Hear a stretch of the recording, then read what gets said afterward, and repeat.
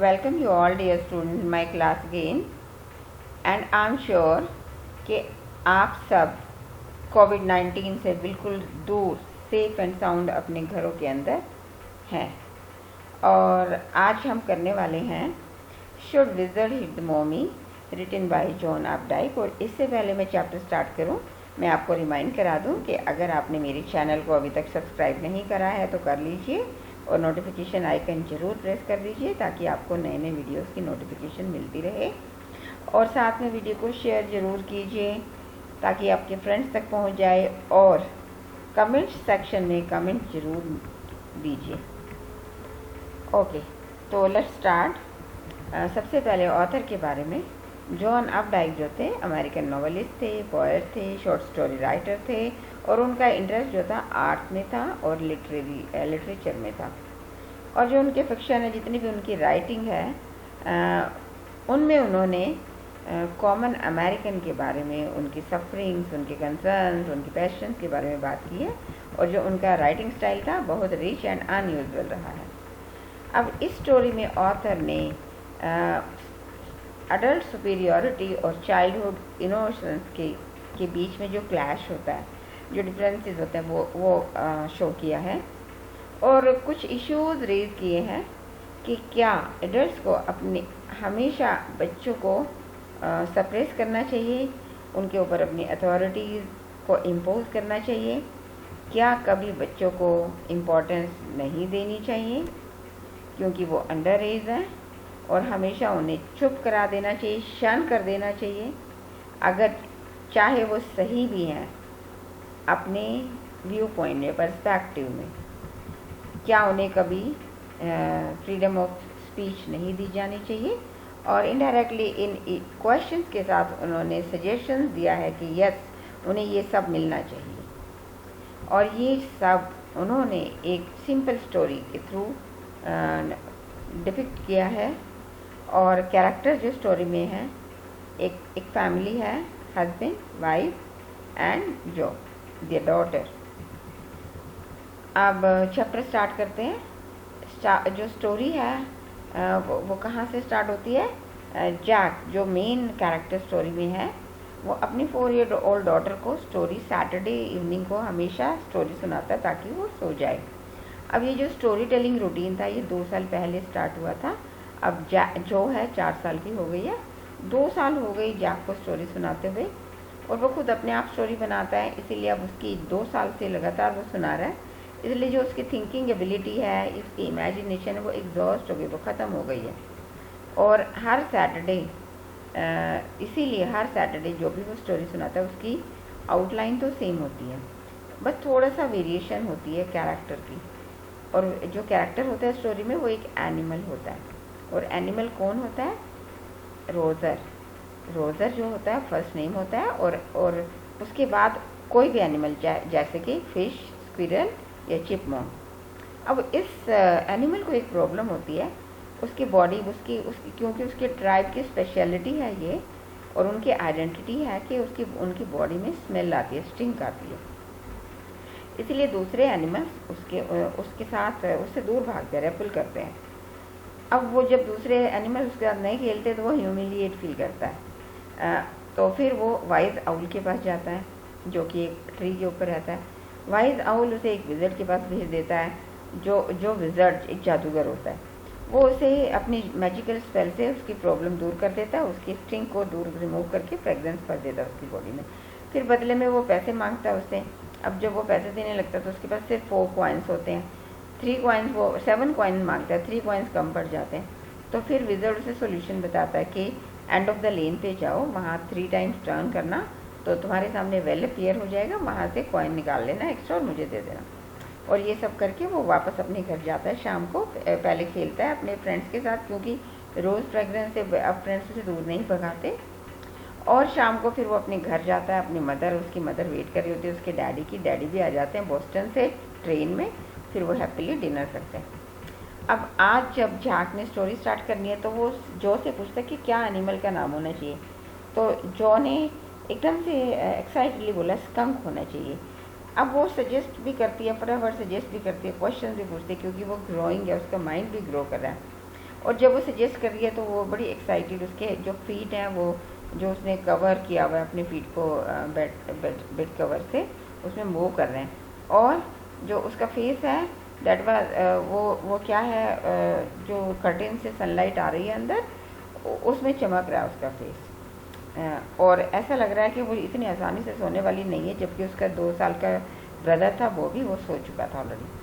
अब जैक ने जब स्टोरी स्टार्ट की तो उसने जब स्कंक नाम लिया तो जैक ने एग्री कर लिया, ओके। अब उसने कहा जब ये जो नया एनिमल है, ये जैक ने बड़ी एंथुसियाज्म के साथ स्टार्ट किया इसके बारे में बताना, और उसने वो सारे इफ़ेक्ट्स अपने टोन में लाए जो कि रिक्वायर्ड हैं इस इंसिडेंट को एक्सप्लेन करने के लिए।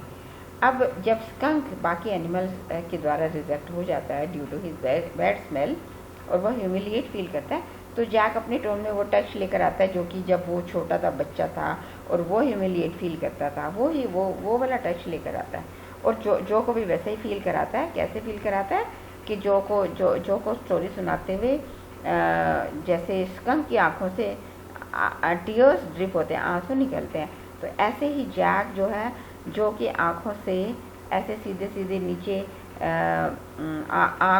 आईज से बिल्कुल स्ट्रेट नोज तक ऐसे फिंगर को रन करता है, जैसे स्कंक के टीयर्स रन करें आँखों से। तो उसको ये फील कराने के लिए कि स्कंक रो रहा है, और जो भी जो है वो वैसा फील करने लग जाती है। फिर एकदम से जो कहती है अच्छा वो आउल के पास नहीं जाएगा, क्योंकि वो उसको पता है ना जो को अब कोर्स स्टोरी का कोर्स क्या है, रोज़ सुनती आ रही है, वो हर सैटरडे सुनती आ रही है, तो उसे सारा सीक्वेंस पता है क्या होगा, तो वो सजेस्ट करने लग गई है।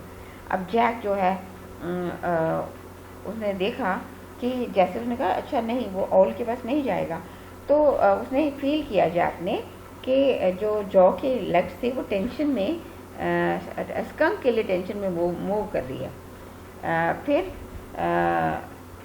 वो कुछ एक रियलिटी बता रहा है जो को, और नीचे डाउन द स्टेयर्स क्या है, उसकी जो वाइफ थी क्लेयर, वो लिविंग रूम में वुडवर्क को पेंट कर रही है, और वो अकेली वो पेंट कर रही है। वो उसके पास जाना चाहता है, लेकिन वो जब तक उसकी बेटी सो नहीं जाएगी तो वो हेल्पलेस है जाने के लिए।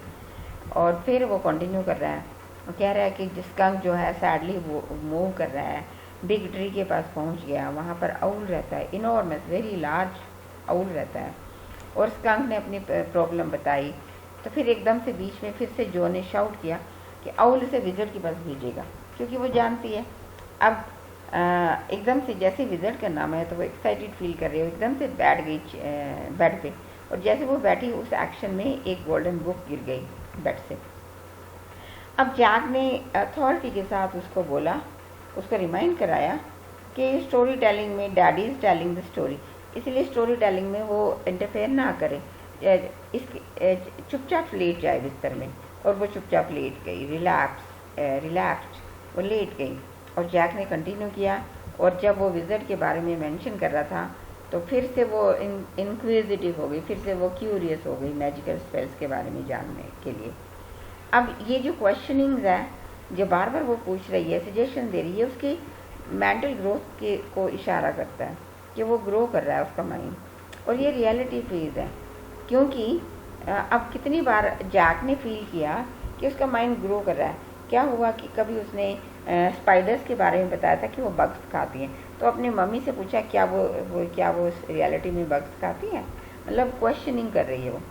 कभी उसकी वाइफ, जैक की वाइफ क्लेयर ने बताया गॉड सब जगह रहता है, ओमनी प्रेजेंट है, सब जगह रहता है। तो वो एकदम से जैक से पूछने के लिए मुड़ी जैक की तरफ और पूछा क्या ये सच्ची है बात। तो जैक ने एकदम से जब उसने मैजिकल स्पेल्स के बारे में पूछा तो उसने कहा हाँ मैजिकल स्पेल्स स्टोरी में होते हैं बस। और ये बहुत जैक के लिए बहुत टफ बियरिंग है, क्योंकि जब वो क्वेश्चन पुट करती है तो वो स्टोरी टेलिंग में कुछ ना कुछ भूल जाता है, वो पीछे क्या था, क्या कंटेक्स्ट था, वो सब भूल जाता है। और इसीलिए फिर भी उसने रिज्यूम किया अपने आप को, फिर से स्टार्ट किया, और फिर उसने बस बताना स्टार्ट किया कि आउल ने उसे सजेस्ट किया कि थ्रू वो डार्क वुड्स के में से निकल के जाएगा, एप्पल ट्री के नीचे, स्वैम्पी एरिया में, स्मॉल रिवर के उस साइड, तो फिर से जैसे स्मॉल रिवर क्रिक की बात आई, फिर से इंटरप्ट किया जो ने। उसने पूछा क्या क्रिक क्या होती है, फिर से रोक दिया जैक को। अच्छा, फिर जैक ने कंटिन्यू किया कि स्कंक जो है ये सब क्रॉस करके, जंगल क्रॉस करके, एप्पल ट्रीज़ के नीचे से निकल के, स्वैम्पी एरिया क्रॉस करके, स्मॉल रिवर को क्रॉस करके फाइनली वाइट हाउस में पहुंच गया। विंडो सिल को उसने नॉक किया और फिर जैसे जॉर्ज सुन रही है ये सारा, तो फिर वो इतनी एक्साइटेड, उसका चाइल्डहुड थ्रिल, इन्फेंटाइल थ्रिल वापस आया और उसकी जो बॉडी थी स्ट्रेट टाइट हो गई।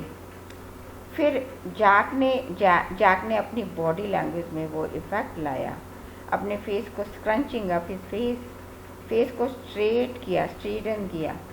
और जैसे विज़र्ड जो है उसको स्कंक को मिला, तो बैड स्मेल की वजह से उसने, जैसे विज़र्ड की कंप्लेनिंग आईज थी, फेस भी कंप्लेनिंग था, तो ऐसा ही फेस जैक ने बना लिया स्टोरी बताते हुए कि विज़र्ड कंप्लेन करने लगा स्कंक की स्टिंक की, बॉडी स्टिंक की। और फिर विज़र्ड के घर के बारे में, उसके घर की क्या कैसी कंडीशन थी, मैसी कंडीशन, क्योंकि वो अकेला रहता था, कोई वहाँ लेडी नहीं, उसकी वाइफ नहीं थी वहाँ पर।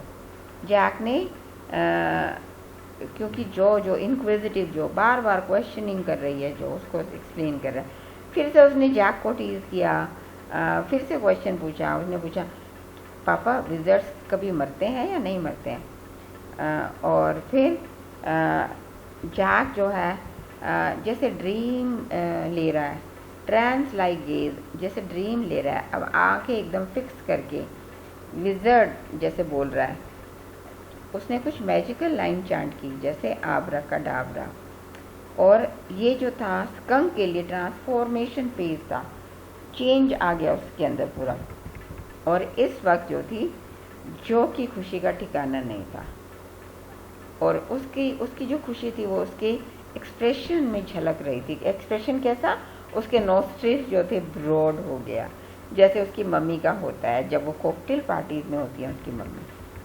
अब जो जैक बता रहा है, रोजर फिश की बॉडी जो स्टिंक थी वो रोज फ्रेगरेंस में कन्वर्ट हो गई। अब उसने स्कंक बोलने की बजाय, जैक ने स्कंक बोलने की बजाय फिश बोल दिया।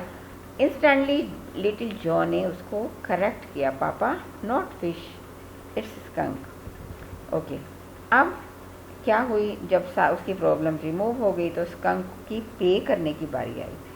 अब क्योंकि उसके पास तो 4 पेनीज होती हैं, 3 पेनीज कहाँ से लाए? अब जो भी, जैसे स्कंक उदास हो गया था, पैसे कम पड़ गए थे, तो जो ने भी वैसा ही फेस बना लिया, क्योंकि वो अपने आप को स्कंक की जगह रख के सोच रही है। लेकिन इस बार इतना सिंसियरिटी से नहीं बनाया उसने, और जब उसने इतना सिंसियरली नहीं बनाया, ऐसे जल्दी से ऐसे लगा कि दिखावा कर रही है, तो जैक को एनवाई फील हुआ, जैक को गुस्सा आया। और फिर उसके बाद, और फिर क्या है, उसके जो सारे एफर्ट्स थे उसको सुलाने के, वो भी सारे बेकार जा रहे थे। और नीचे, क्योंकि नीचे क्लियर अकेली काम कर रही थी, हैवी फर्नीचर मूव कर रही थी, जो कि उसे नहीं करना था, because she was 6 months pregnant. फिर जैक ने कंटिन्यू किया कि विज़र्ड ने उसे बताया कि go to the end of the lane, वहाँ 3 times मूव करना, और फिर तुम्हारे सामने वेल अपीयर होगा और उसमें से 3 pennies निकाल लाना।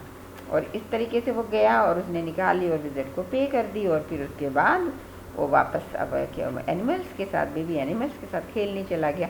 और ये सारे गेम्स खेले उन्होंने, tag, baseball, football, basketball, lacrosse, hockey, soccer, pickup sticks. जैसे पिकअप स्टिक्स बोला जैक ने, तो उसने एकदम से फिर क्वेश्चन किया, daddy what are pickup sticks? और जैक ने जल्दी जल्दी, क्योंकि वो स्टोरी ख़त्म करना चाहता था जल्दी से, उसने कहा हाँ हाँ ये स्टिक्स जैसे जिनके साथ हम खेलते हैं, पिकअप करते हैं। अब जो ने सोचा एज यूजुअल, जैसे स्टोरी डेली यहीं एंड होती है, स्टोरी ख़त्म हो गई, और इसे अपने हाथ ऐसे जोर जोर से हिलाने लगी। और जैक को ये सब पसंद नहीं था कि स्पेशली फीमेल्स ऐसा करें कि अपने आप ही सोच लें कि हाँ ये होना है, क्योंकि वो हमेशा क्या चाहता है कि जो फीमेल्स हैं वो हमेशा कंफ्यूज रहें, क्वेश्चनिंग, हैंगिंग रहें, कंफ्यूज रहें। तो इसलिए उसने आगे स्टोरी कैरी कर की, और उसने कहा जैसे स्कंक अपने घर गया अपनी मम्मा के पास, तो मम्मा एनवाई हो गई, मीन्स गुस्सा आ गया इस चेंज स्मेल के ऊपर, क्योंकि जो स्टिंक थी उनकी कैरेक्टर, उनकी ट्राइब की आइडेंटिटी थी, उनकी ट्राइब की स्पेशल क्वालिटी थी। और इसलिए गुस्से में वो स्कंक के साथ विज़र्ड के घर गई और गुस्से में उसके हेड को अम्ब्रेला से हिट किया। जैसे ही जैक ने बोला ये अम्ब्रेला से हिट किया तो जो ने प्रोटेस्ट किया। उसने कहा मॉमी मॉमी मॉमी तो मॉमी इज़ रॉन्ग, क्योंकि मॉमी को तो उसे हिट करना ही नहीं चाहिए। लेकिन मॉमी ने हिट करके और विज़र्ड को बोला कि स्टिंग वापस लाओ बॉडी में। फिर से जॉ ने इंटरफेयर किया और बोला पापा दूसरे एनिमल्स, वो फिर उनको क्या, जो जैक ने उसे चुप कर दिया, क्वेश्चन भी नहीं रेज करने दिया। फिर इस तरीके से स्टिंग के साथ फिर वो वापस आ गए। फिर उन्होंने घर आके अपना सब डिनर के बाद जो हल्का फुल्का लेते हैं वो खाया। फिर उसने पूछा पापा दूसरे एनिमल्स, फिर वो खेले उसके साथ। तो पापा ने कहा नहीं नहीं, हाँ खेले वो, अब वो नहीं भागे उससे क्योंकि उनको भी आदत पड़ गई स्टिंग की। लेकिन लिटिल जो थी उदास हो गई, क्योंकि स्कंक की जगह अपने आप को रख के देख रही है, एम्पैथाइज कर रही है अपने आप को। और उसका जो लिटिल हार्ट था वो स्कंक की मॉमी को क्रिटिसाइज करने लगा। जैक को ये टॉलरेट नहीं हुआ, क्योंकि जैक अडल्ट सुप्रीमेसी आ गई, अडल्ट अथॉरिटी आ गई, अडल्ट ईगो आ गई। और क्योंकि वो सारे मॉमीज़ को, अपनी मॉमी को भी सपोर्ट करता था, और उसने अथॉरिटी के साथ बोला लाई डाउन एंड स्लीप। और वो चुपचाप टिप टोट दबे पाँव वहाँ से जाने लगा। लेकिन पीछे से जॉ ने बोला पापा कल मुझे स्टोरी सुनाना जिसमें विज़र्ड मॉमी को हिट करेगा। और ये जैसे उसने बोला तो एकदम से उसके एडल्ट सुप्रीमेसी को हर्ट हुआ, जो कि जैक कभी भी सपोर्ट नहीं करेगा। और उसने words then he means the words, और उसने बोला कि ऐसा नहीं है कि स्कंक जो है मॉमी को प्यार ऐसा, उसने बोला कि जो स्कंक है अपनी मम्मी को ज़्यादा प्यार करता है दूसरे एनिमल्स की बजाय, इसलिए उसने अपनी मम्मी का कहना मान लिया। लेकिन फिर भी उसने इंसिस्ट किया पापा ऐसा नहीं है। तो जैक ने कहा अच्छा कल देखते हैं।